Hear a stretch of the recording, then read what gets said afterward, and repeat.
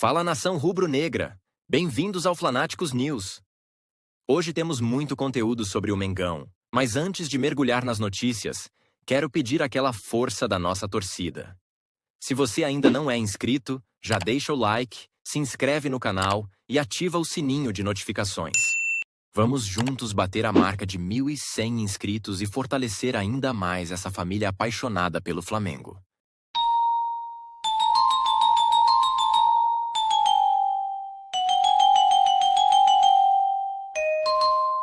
Antes de seguir com as últimas notícias do Mengão, tenho um recado muito especial para vocês. Quem aí quer dar uma virada de chave e transformar a própria vida? Essa é a sua oportunidade. Apresento a vocês o influencer milionário Legacy. Um projeto que vem mudando vidas. E que pode ser o passo que faltava para você alcançar seus sonhos. Então não perde tempo, confira todos os detalhes e descubra como essa oportunidade pode te levar além. Agora sim, bora pro vídeo, porque as novidades estão imperdíveis. Imagina como sua vida seria se você tivesse 50 mil, 100 mil ou até 1 milhão de inscritos dentro do YouTube e já tirando dinheiro da monetização todo mês. Isso já é possível se você se tornar aluno do Influencer Milionário 3.0. Eu garanto que você vai aprender a criar vídeos que vão te trazer resultado ou seu dinheiro de volta. O seu risco é zero. Essa é a sua oportunidade para crescer no YouTube ainda hoje e aprender comigo, que tenho vários canais no YouTube, como o Tio Sam com 2,5 milhões de inscritos, sou sócio do Peter Jordan com meu podcast, que é o Caton Podcast. Fora que se você entrar hoje, você vai ter acesso a um grupo exclusivo com vários alunos que estão tendo resultados e que vão crescer junto com você. Aproveita e toca no botãozinho aqui de saiba mais, que eu preparei uma surpresa exclusiva para você. Te espero por lá. Felipe Luiz está radiante e animado com essa notícia. A CBF tomou uma decisão rigorosa em relação ao árbitro, e temos muitos detalhes sobre isso e outras atualizações do Flamengo para você. E aí, nação rubro-negra, preparados? Já deixou aquele toque? Então vem comigo conferir tudo sobre o Mengão. E falando nisso, o elenco do Flamengo está curtindo uma folga. Hoje, no CT Ninho do Urubu, houve uma situação peculiar. Após a vitória sobre o Juventude, os jogadores ganharam um dia de folga. Eles devem se apresentar novamente amanhã às 9 da manhã, com o treino marcado para começar às 9h30, sob a supervisão de Felipe Luiz. A única exceção são os atletas que estão se recuperando de lesões. Sobre a situação de Luiz Araújo, será que ele vai ser pelo menos relacionado para o segundo jogo da final da Copa do Brasil? Ao entrar na semana decisiva, Felipe Luiz fez uma declaração interessante em coletiva, mencionando que tanto Cebolinha quanto Luiz Araújo já estão vendo uma luz no fim do túnel. Além disso, ele também comentou sobre a condição de outros jogadores como De La Cruz, Vinha e Pedro. É verdade, a situação está mais complicada. Todos ficaram intrigados com a declaração de Felipe Luiz, que até levantou a possibilidade de Cebolinha estar retornando. Vamos acompanhar de perto essa questão e prestar atenção nessas declarações, pois a semana no Ninho do Urubu promete ser movimentada. Aliás, na terça-feira, o Flamengo embarca para Porto Alegre, onde na quarta, dia 30 de outubro, jogará a partida atrasada do primeiro turno. O Flamengo enfrentará o Internacional, que sob a liderança de Roger Machado, está em uma fase impressionante no Campeonato Brasileiro, vencendo todos os jogos. Na minha opinião, a equipe não está tratando esse confronto com a seriedade necessária, o que é preocupante. Isso fica evidente quando percebo que alguns jogadores tentaram forçar cartões amarelos na partida de sábado, claramente pensando na final da Copa do Brasil. A estratégia parece ser: vamos zerar os cartões agora. Vamos conferir como será esse próximo jogo do Flamengo, certo? No que diz respeito ao mês de outubro, amigos e amigas, podemos dizer que não foi um mês tão negativo para o Flamengo. Já houve meses bem piores. A única coisa que realmente pesa neste mês é a derrota para o Fluminense, onde perdemos o primeiro turno por 2-0 no Maracanã. Se o Flamengo tivesse ganhado o jogo contra o Fluminense, teria conseguido não apenas levar o rival para a zona de rebaixamento, mas também estaria em uma posição bem mais tranquila na briga pela Libertadores. Além disso, poderia até nutrir esperanças de conquistar o título brasileiro, já que Botafogo e Palmeiras ainda têm partidas pela frente, enquanto do Flamengo já teria uma menos a cumprir no campeonato. Em outubro, o Flamengo venceu o Corinthians por 1-0, marcando seu primeiro jogo da Copa do Brasil no Maracanã. O Flamengo conquistou uma vitória fora de casa contra o Bahia, com um placar de 2-0, destacando-se a excelente atuação de Felipe Luiz. No entanto, sofreu uma derrota para o Fluminense no Maracanã, também por 2-0. Em seguida, o time empatou em 0-0 com o Corinthians na Neoquímica Arena. Por outro lado, o Flamengo se destacou ao vencer o Juventude por 4-2 no Maracanã, marcando 4 gols em uma partida pela primeira vez desde 3 de julho. E, na minha opinião, a equipe mostrou um desempenho convincente. Foi exatamente o mesmo resultado que o Flamengo teve contra o Atlético Mineiro na Arena MRV no primeiro turno, quando a equipe estava em frangalhos devido à Copa América. Agora, temos o último jogo de outubro, que poderia ter ocorrido no primeiro turno, mas não aconteceu devido à tragédia que, infelizmente, ocorreu no Rio Grande do Sul. O duelo será entre o Internacional e o Flamengo, no Beira-Rio. O Internacional no Beira-Rio sempre representa um desafio complicado para o Flamengo. Isso se repete constantemente. Em 2019, por exemplo, o Flamengo foi derrotado no Beira-Rio durante o Campeonato Brasileiro. Naquela época, o técnico ainda era Abel Braga, que fez uma declaração dizendo que o Beira-Rio é um estádio bonito, mesmo após a derrota do Flamengo. De fato, o estádio é realmente impressionante, mas é difícil não se sentir frustrado nessa situação. Após uma derrota, é comum ouvir declarações sobre o desempenho do time. Em 2020, Dominic Torrent conseguiu um empate em 2-2 contra o Internacional, que era treinado por Eduardo Cudi. No ano seguinte, o Flamengo, sob o comando de Renato Gaúcho, conquistou uma vitória no Beira-Rio. Naquela partida, Petit marcou um gol, mas não consigo me lembrar do placar exato. Creio que tenha sido 2-1 ou 3-1 a favor do Flamengo. Em 2022, no entanto, o Flamengo acabou perdendo. Em uma partida no Beira-Rio, o Flamengo foi derrotado pelo Internacional por 3-1. Essa situação ocorreu quando Dorival Júnior assumiu a equipe, o que levou a uma temporada de sucesso nas Copas. Já em 2023, o Flamengo sofreu uma virada contra o São Paulo, perdendo por 2-1 para o Internacional. Gerson marcou o primeiro gol, mas o Internacional reagiu com um gol de Maurício em uma partida que aconteceu às 11 horas da manhã. Agora estamos nos preparando para 2024. Claro, você se lembra que mesmo após a vitória do Flamengo, o Mister conseguiu um empate de 1-1 no Beira-Rio? Isso aconteceu em 2019, após o time vencer por 2-0 no Maracanã, eliminando o Internacional da Copa Libertadores. No entanto, mesmo com o Flamengo formando elencos fortes após 2019, o time ainda enfrenta dificuldades para jogar no Beira-Rio. É um estádio complicado. Ele intervém em um momento positivo. Vamos aguardar. Quem sabe o Flamengo consegue vencer a partida. O time é imprevisível. Às vezes parece que não vai ganhar e acaba vencendo. Outras vezes, a vitória parece certa e resulta em derrota. Isso pode surpreender. Conseguir 3 pontos em Porto Alegre seria realmente fantástico para o Flamengo. No entanto, se perder, o time sairá das posições de classificação direta para a Libertadores, e isso é algo que não pode acontecer. Temos a Copa do Brasil, que garante uma vaga na Libertadores, mas é garantido que... Vamos vencer? É preciso analisar, amigos e amigas, e considerar a possibilidade de uma derrota. Precisamos assegurar a nossa vaga. Ah, mas você está começando com uma atitude negativa, Flanáticos? Pessoal, isso não se trata de pessimismo. É uma questão de planejamento profissional no futebol, certo? Essa é a minha opinião. Pelo menos hoje, temos uma novidade que vai agitar a torcida. Gonçalo Plata finalmente marcou seu primeiro gol com a camisa do Flamengo. E, em uma declaração emocionante, ele revelou toda a sua ansiedade para esse momento.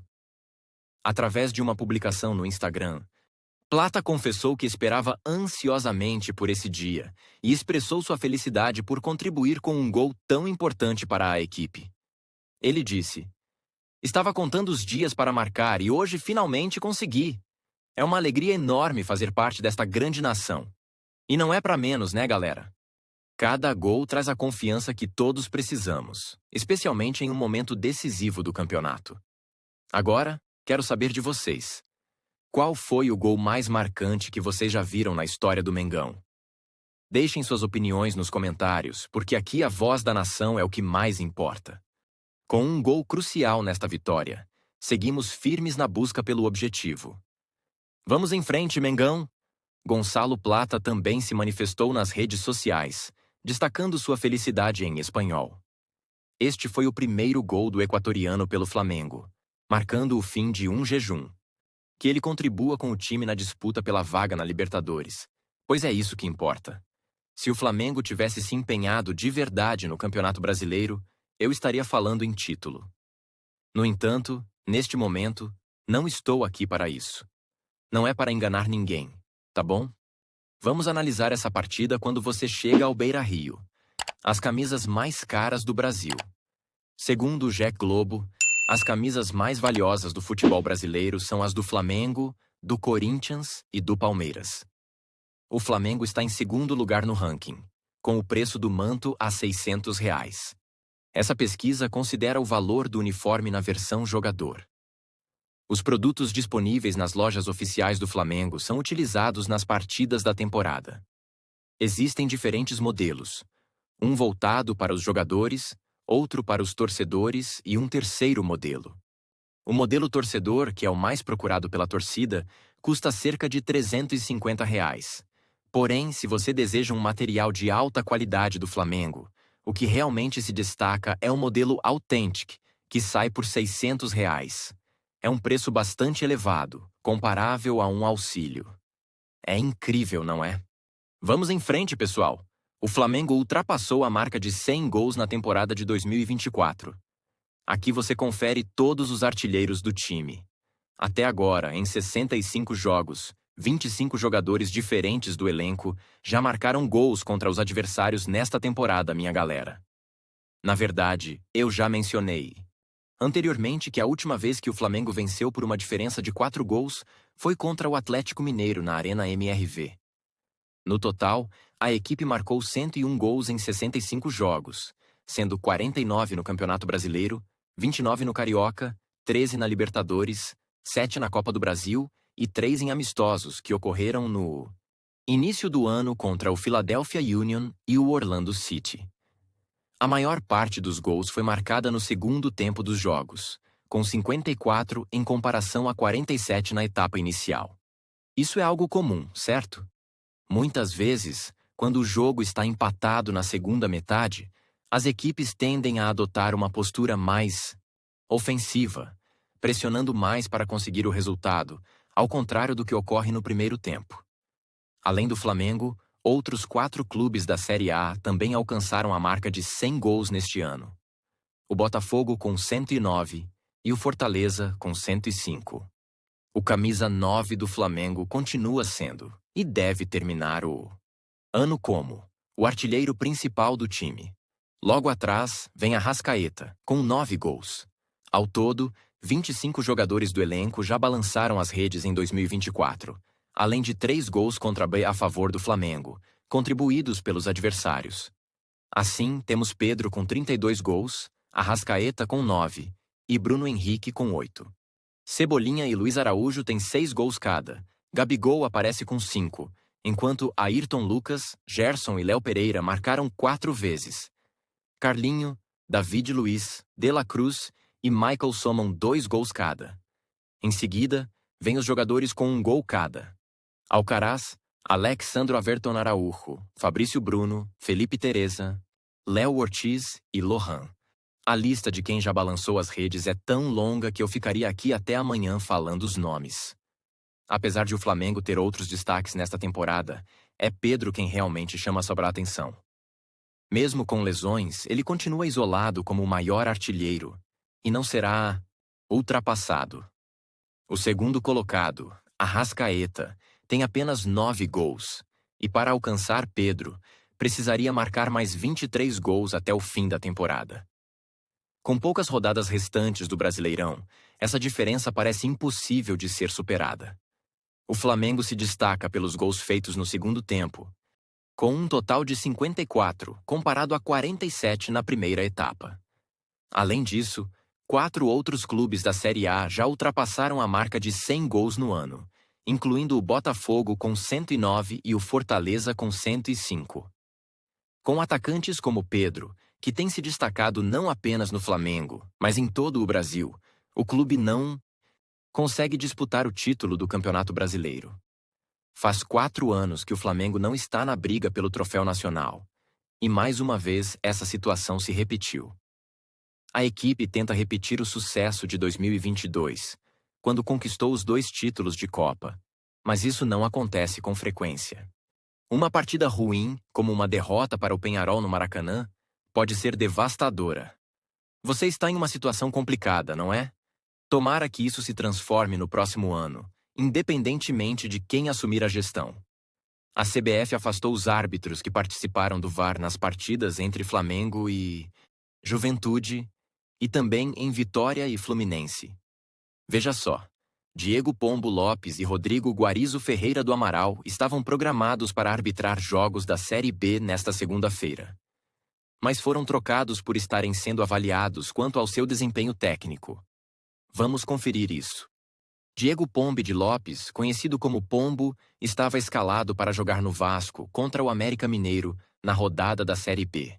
No entanto, ele acabou sendo retirado da partida, assim como Rodrigo Guarizo Ferreira do Amaral.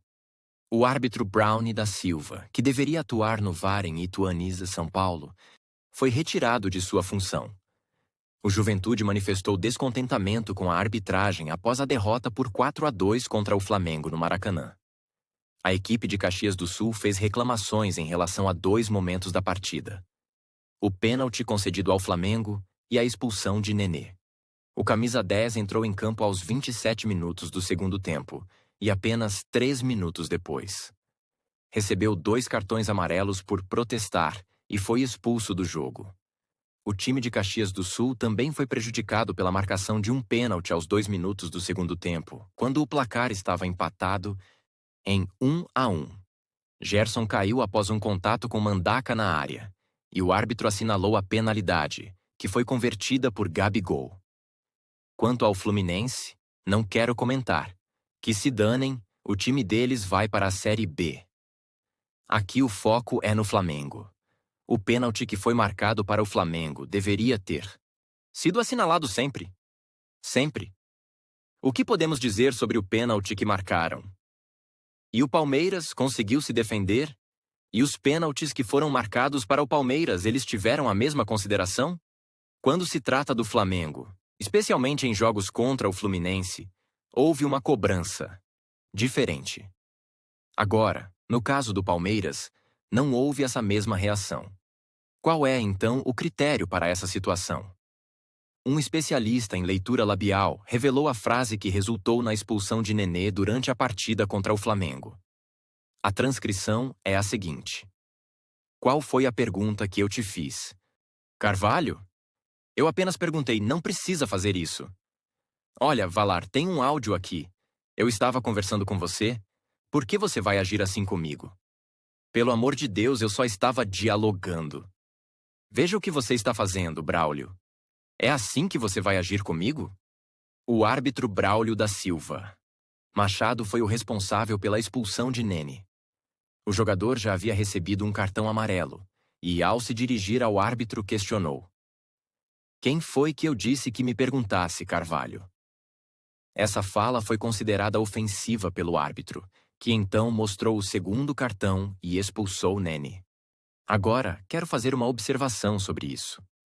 Esses árbitros no futebol brasileiro têm aplicado essas expulsões, e o Gabigol já passou por uma situação semelhante. O Gabriel já recebeu esse tipo de expulsão várias vezes. Para mim, esse critério não é justo e não concordo com isso. No futebol, se ele tivesse apenas mandado o Abel tomar um suco de caju, tudo bem, mas o que aconteceu foi sério. Ele está mantendo o mesmo critério, já que o Gabriel foi expulso desse jeito antes, mas eu realmente não aprovo esse critério. O Gabriel já foi expulso dessa maneira diversas vezes, e eu não sou fã desse critério. Se ele tivesse falado algo mais leve, como mandar o Abel tomar suco de caju, tudo bem, mas foi algo realmente forte. Ele está sendo consistente na aplicação das regras, já que o Gabriel já foi punido assim antes, mas pessoalmente eu não gosto desse tipo de critério. Entendi. Acredito que o Abit se tornará o protagonista da partida. Quando ele expulsa um jogador, parece que faz isso de forma exagerada. E não sou fã desse tipo de critério. No entanto, é o padrão adotado atualmente. O Gabriel também foi expulso em várias ocasiões. É só conferir. Além disso, o VAR do Palmeiras não foi descartado, mesmo com o Everton, o goleiro. O Palmeiras agrediu o jogador Pikachu, do Fortaleza, empurrando-o de tal forma que ele acabou colidindo com a câmera posicionada atrás do gol. Essa batida causou um corte no jogador, que teve que voltar de touca para o jogo. Além disso, o VAR não interferiu para expulsar o Everton da partida. Esse é o critério que não consigo compreender. E sou eu, Flanáticos, quem está falando. Vamos seguir em frente.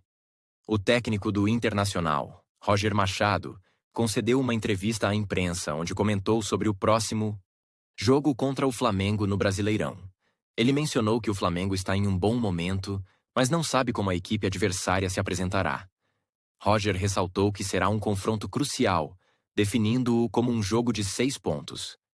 Ele também enfatizou que sua equipe estará determinada a vencer o Flamengo a qualquer custo. O Flamengo precisa reconhecer a importância deste jogo, pois as coisas podem se complicar. Everton Araújo impressiona Felipe Luiz e leva vantagem na disputa por uma vaga na final. O volante justifica sua chance e recebe muitos elogios. Ele possui o maior talento que alguém pode ter, afirmou Felipe Luiz. Curiosamente, os dois jogadores têm a mesma idade. Tem 21 anos e foi adquirido pelo clube nesta temporada. A diferença é que Alcaraz teve um custo de 20 milhões de dólares, enquanto Everton Araújo foi comprado do Volta Redonda por 800 mil reais. Neste momento, ele está em vantagem para garantir um lugar no primeiro jogo da final da Copa do Brasil, que não contará com Pulgar nem com De La Cruz. No setor de meio de campo, Bruno Henry também não estará disponível no ataque. Embora seja um volante, Everton Araújo se entrosou bem com o chileno. Pulgar se movimentou bastante em campo. Ele se destacou, registrando 76 passes corretos e apenas 5 errados, resultando em uma impressionante precisão de 93%. Felipe Luiz ficou bastante satisfeito com esse desempenho e deve ser o titular na final da Copa do Brasil, especialmente no jogo no Maracanã. Obrigado por assistir. Não se esqueça de seguir, curtir e compartilhar nosso conteúdo em todas as plataformas. Para quem está no YouTube, inscreva-se no canal, ative as notificações clicando no sininho e deixe seu like no vídeo.